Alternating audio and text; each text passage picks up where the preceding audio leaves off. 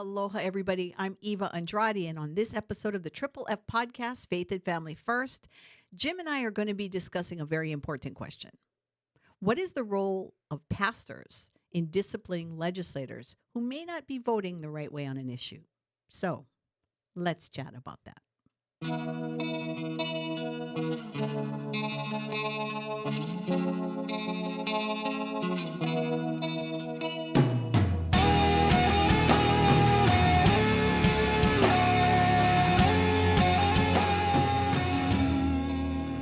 Hello, Jim Hoker. Well, hello, Eva Andrade. How are you? Well, I don't know. I was recently told I had a bad attitude last time.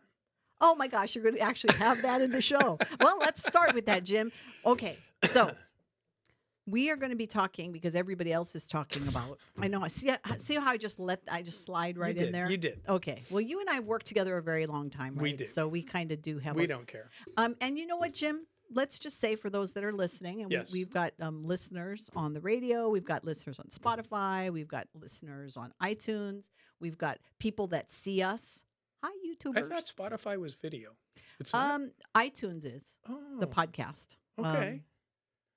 Oh, really? Okay, that's great. So people. Okay, so there are people that can see us, right? They can see the whites of our Yes. eyes. Yes. But there are those that are listening on the radio that can't see us. So for those that can't see us, we'll just know that Jim is in a much better mood today than he was the last time. Okay, I'm just giving him a hard time. Okay, but let's get into this because Yeah. a lot of people have been talking, especially people who are not Catholic, are talking about this whole thing about Archbishop Cordileone, right? He wrote this letter to Speaker Pelosi.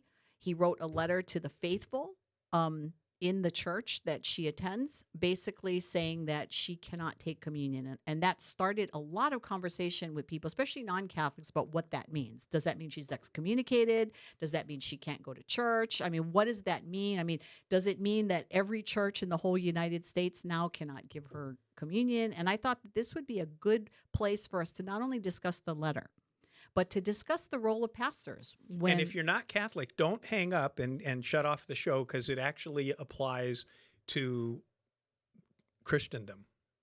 Well, it does. And that's the point. The point is we want to see what is the role of pastors when an elected official acts contrary to the church's deeply held religious convictions. Especially. And I would say that it also digs down into every Christian's voting decision. That same discussion should be happening between the ears of every Christian before they vote. Well, let's start with the main. Well, a pastor has a lot of responsibilities. Correct. But a big responsibility that pastors have is they want to make sure that everyone attending the church are viewing their leadership in a positive light. So every position that a leadership has in that church, right? You want to make sure that they're living a good life, right? I mean, I don't think there's any pastor that's going to be like, sure, I'll put that guy or that gal up in this position of leadership when they have some kind of issue that Well, could and be the proof of that is when very prominent pastors, like usually the ones I know about, they're on television, fall from grace and they get kicked out. Exactly. Well, and I think that's why it affects every church. Sure. I mean, every church, pastors have to make these tough decisions, when Right. somebody's in leadership. And so right now we're specifically talking about the letter that Archbishop Cordileone wrote to his. I love doing that. You like it because why do you like it when I do that? He's my favorite archbishop in the entire planet. Because he's very conservative, but I love his name. He's like one of the Sopranos, Cordileone. And he gave Nancy an offer to come talk with him about this issue that she couldn't refuse. But she refused. So he did what a good Cordileone would do. He enforced it. And he has a great first name too, right? Salvatore. Yeah, I see what you Salvatore Cordileone. Yes, it makes me. I love it. I don't know why, but suddenly I need a big plate of pasta. Where is some meatballs? Somebody. Okay, so anyway, this actually starts before the letter, and I think that we need to look at the overall because back in and it September, also goes back to last December when the USCCB, the Conference of Catholic Bishops in the United States of America, were figuring out what they were going to do about politicians that were doing their legislating contrary to Catholic doctrine if they claim to be practicing Catholics. And I will tell you, it goes even before then, because in September of 2021, this is when Speaker Pelosi came out and basically she vowed at that time, right, that she was going to, quote, codify the Supreme Court's Roe versus Wade decision in federal law. Correct. And she doubled down. And what a lot of people may not know is that the Archbishop here made several attempts to meet with her as a pastor. Correct. Because he's the Archbishop of San Francisco, where she lives. Right. And where she represents. So the people in the Catholic diocese that he's the Archbishop over, where she's the head legislator in Congress, her influence and his influence are butting heads on abortion, because they totally disagree, not a little bit, but absolutely and completely. So he has a pastoral duty to the other members of the flock to try to get this political leader either, and he gave her the choice. He said, either quit proclaiming that you're a practicing Catholic and do whatever you want politically, or you got to rein in your politics on abortion because you're hurting the other members of the flock. And you know what? That seemed okay. So when you're a pastor and you're looking at something as serious as abortion or any moral issue, right, that this could create scandal in your church. And that's really what this is about. When a pastor... It's not scandal, I think, so much as because, and we talk about worldview all the time, because Americans generally have mixed worldviews. Part of what they believe is scriptural, if they're Christians, but by and large, most Christian worldview includes all kinds of non-Christian stuff because they don't use their conscience to form their worldview. They use what they like or whatever, other things. And so it's your worldview needs to be a Christian worldview if you want to be the kind of Christian that accepts grace from God for salvation, and you want to walk through your life in that grace for salvation, because your worldview is where you make your decisions moment by moment. And her worldview is causing her to make very unscriptural decisions. Well, and I think that when I say that it's causing scandal, it when you're looking, okay, there you have the official terms that are used in canon law when something could create scandal. Okay, I'm not referring to that. What I'm referring to is when you have his gossipy church. No, well, that too. Yes. Loosely, yes. That's what I'm saying. Because you're a pastor, right? And you have somebody in leadership who's acting contrary to what you're teaching and preaching as a pastor, right?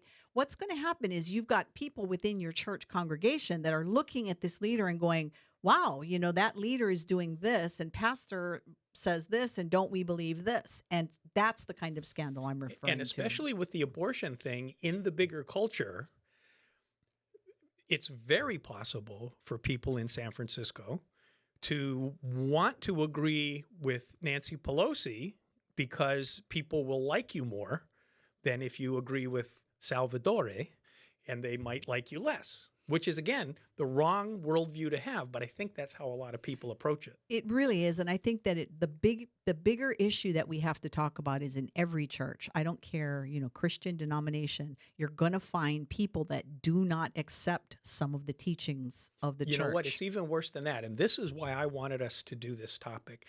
And George Barna out of Texas Christian University, he used to be George Barna the pollster, but now he's in Texas Christian University. He does all this polling on issues of faith across the country.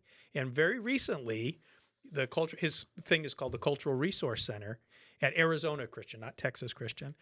And it's shocking results concerning the worldview of Christian pastors. So this isn't just and before I got to this, I was thinking we were going to talk about, although Archbishop Cordileone told Pelosi she can't have communion because she won't do the Catholic things with him. One of the two things which he asked her to do. A bunch of bishops came out supporting the Archbishop, and a bunch of bishops came out supporting Nancy's right to have communion.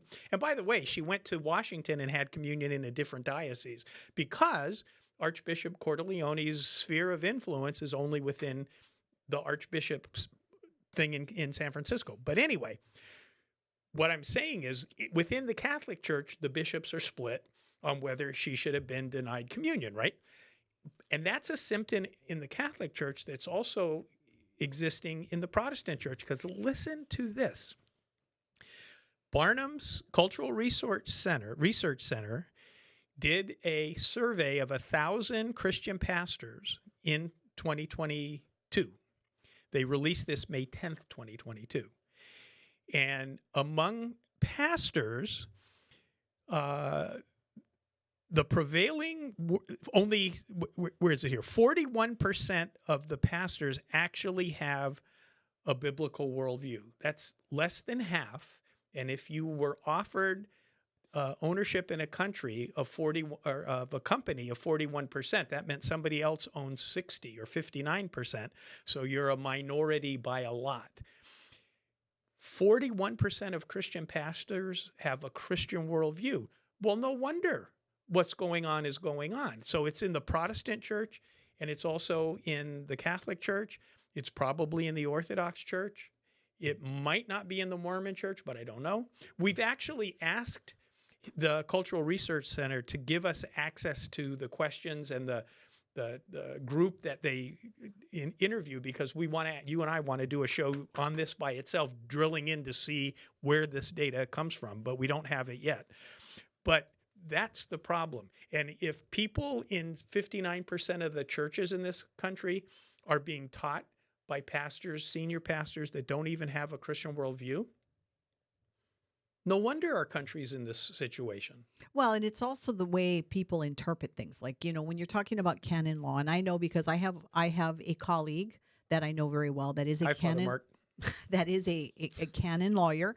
And for people that don't even understand what that is, it's the easiest way to say this is that the Catholic Church has certain principles that run it, so when you're looking at law, and he's probably listening to this already rolling his eyes, because he looks at things the way you do, there's a legal way to look at things. And so when people were talking about this whole thing that happened with Speaker Pelosi, they're quoting, well, this canon says this and this canon says that. And unless you've studied canon law, and there's a lot of it, it's just like real law, Jim. And you and I have had this conversation. It's kind of like real law. No, but do you remember the conversation you and I had over accommodations, on whether they were public accommodations? And when you were testifying, I'll never forget this. You're down there going, well, yeah, but they're arguing this part of the law on public accommodations, but there's also this Correct. Part of the law. That case almost went all the way to the Supreme Court.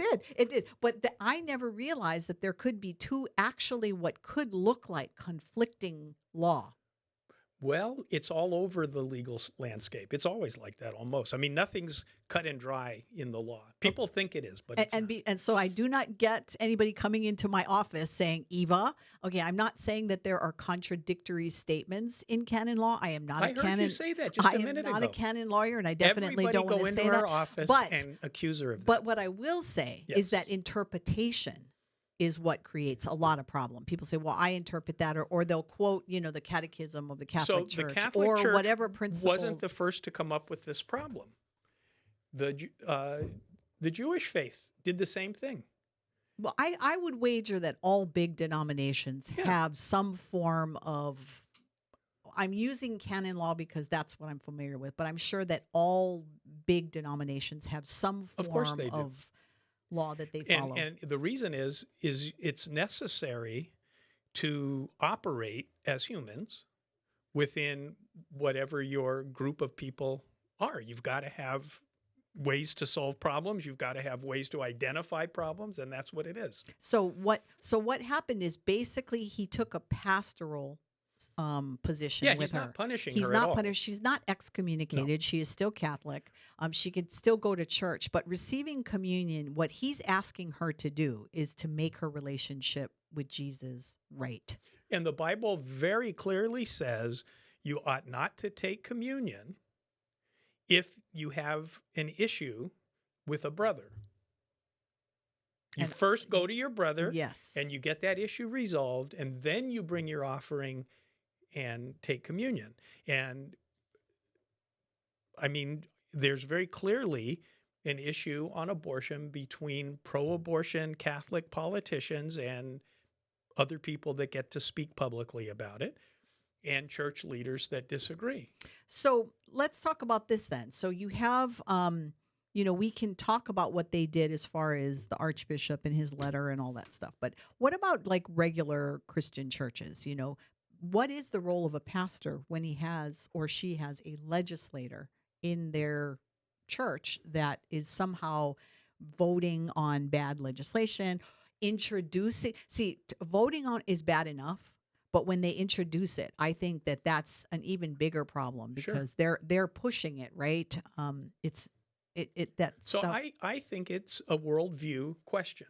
And I think the job of a pastor, number one, is to ensure the pastor has a Christian worldview so that the pastor's Christian worldview can lead the teaching that's done in the church so that the people in the pews are getting Christian worldview teaching so that they might have a Christian worldview, but it's really up to them on their own using the teaching in the church to make sure that they have a Christian worldview so that their children can be taught how to have a Christian worldview. Okay. And you know what I'm saying? It's like a pearl necklace that you're wearing. Yes.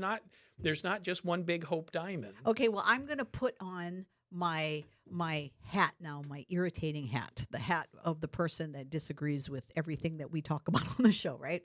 That person doesn't exist. It does. Oh. And everyone listening knows someone like this, right? They just question everything and they don't agree with anything you say. And these are people that you probably don't want to sit and have coffee with, but for some reason the Lord keeps putting them in your life and you still have to talk to them too. But so what do you say to somebody who says, okay, well, this one church is going to, say that what this legislator is doing is bad, but right down the road is another church that says they're doing a good thing. So what is the wider? We have a big problem with that at the Hawaii legislature because there are Christian churches in the state of Hawaii that send people, or there are people that go to Christian churches that send themselves to testify at the legislature, completely opposite from what you and I would say as lobbyists is what the Christian community believes. And the poor legislators are like, I don't know. When same-sex marriage was happening and we were at the Capitol, I remember a legislator specifically asking, well, which part of the Christian church are you from? Because we had pastors testifying in support, just like there were even on assisted suicide. So on big moral issues. So how does a bip and a bop? And for those that don't know, a bip is a butt inside the pew and a bop is the butt outside the pew. How do when you're trying to address the bips and the bops, I think where the confusion come in are the bops, because the bips, they're going to accept hopefully what their pastor or what their church teaches. Maybe. You should ask the pastors. Well, that's why they don't talk about controversial stuff because they get it. It's true. I will agree with that. But I mean, we're talking about there are certain issues that are non-negotiable though, and that's not for Nancy. Well, and that's why, the problem. And that's why we're having this conversation today. But for the bops, the butts outside the pew, they're witnessing this, and I think this is why some people have a hard time with the whole. I want you to learn about my Jesus. I want you to have this relationship with my Jesus, and they're like, oh well, is your Jesus the one that hates gay people, or is your Jesus the one that loves gay people? And Jesus said something about being one. Well, could his church be one? When you go back to that study, this is what's happening. That's the problem. It's a huge problem. And this is not something like you mentioned that is just affecting one denomination. This is affecting the church. And it was prophesied by Jesus, because he said in Matthew, I forget, 24, maybe 37, before he comes back, it will be like in the days of Noah. And if you go and look at what it was like in the days of Noah, one of the characteristics was everybody was doing what was right in his own mind. And boy, oh boy, are we living there now or not. Yes. And even if 59% of the Christian pastors in this country do not have a Christian worldview, what are they doing? They're doing what's right in their own mind. Well, I'd like to share one portion of the letter that Archbishop Cordileone wrote to Speaker Pelosi, and this is and this letter is available publicly, so people can Yeah. look it up. He says to her, and I think that this is important for what we're talking about, and this could be for anybody. Okay? This doesn't have to be a Catholic response, but he says, and I quote: "As you have not publicly repudiated your position on abortion and continue to refer to your Catholic faith in justifying your position, and to receive Holy Communion, the time has now come. Therefore, in light of my responsibility as the Archbishop of San Francisco to be concerned for all the Christian faithful entrusted to my care," Code of Canon Law 383, Section 1, "by means of this communication, I am hereby notifying you that you are not to present yourself for Holy Communion, and should you do so, you are not to be admitted to Holy Communion until such time as you publicly repudiate your advocacy for the legitimacy of abortion and confess and receive absolution of this grave sin in the sacrament of penance." And basically, it's very clear that what he's saying is you have to come back into you have to ask for forgiveness. You need grace because you're a sinner. And I mean, now people could say that we're all sinners, and it's true. This letter could be written to each and every one of us. Every one of us, regardless of what Christian church you go to, when you walk in that church door, you have that moment where you have to come to that place of peace with the Lord Jesus Christ and what you believe. Well, actually, you don't. You should. No. What I'm saying is I've been to a lot of different kinds of churches, and most churches don't have confession of sin anywhere at all. Some of them do have it somewhere in the service. Some have it at the beginning. But what people probably don't know about the Catholic Church, because I've had friends come with me to Mass, and they don't like the fact that the homily is only 20 minutes and it's not very deep and you don't learn anything really great.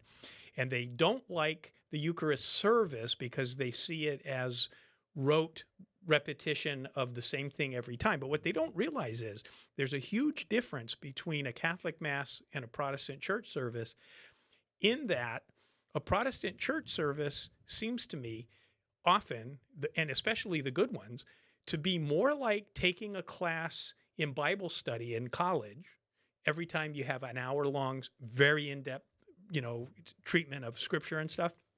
But that's not really the point of a Mass. The point of a Mass is more like entering the Holy of Holies in the Jewish faith at the time of Jesus, where you don't go in there without a rope tied to you, because if you're not prepared, you die, and they pull you out by the rope when the bells start jingling.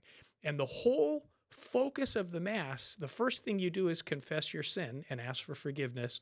Thank God for his mercy. And it goes from there all the way into the Eucharist service, which is like being in the Holy of Holies. Well, I'm not even talking about that. That you're right. I mean, and that fits nicely in that bubble, but that's not what I'm referring to. I'm referring to every single Christian.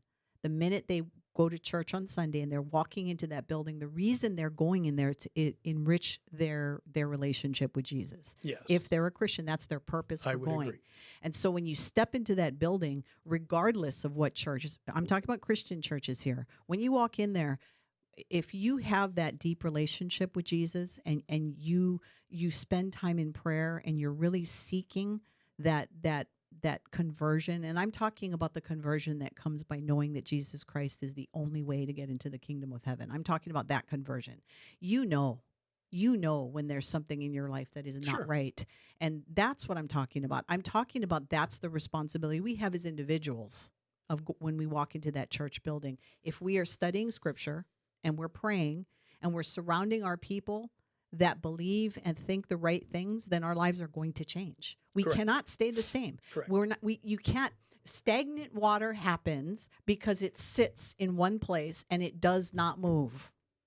That's the definition of stagnant water. Yes, right? So if you don't want your spirituality to smell like stagnant water, and I don't know about you, Jim, but I have been around some Christians that and I mean this in a loose, joking, but kind of serious way, that we have a responsibility. We do what we do we not, because of our relationship with Christ Jesus? Absolutely. Okay. The entire practice of law that I've been in for, I don't know, since 1984, it's a long time, has that's been the focus.